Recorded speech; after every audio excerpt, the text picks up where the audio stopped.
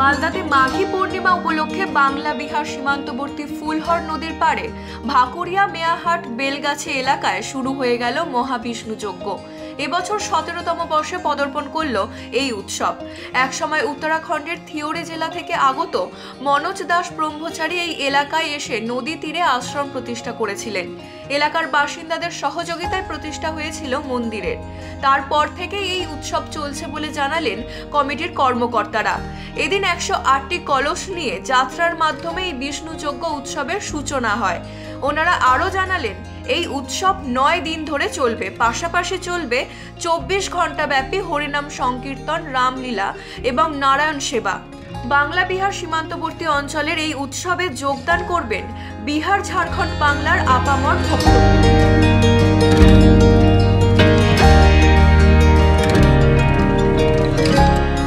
মালদা থেকে বলাই পোদ্দারের report, U Bangla TV. U Bangla TV, হৃদয় ছুঁয়ে যায়।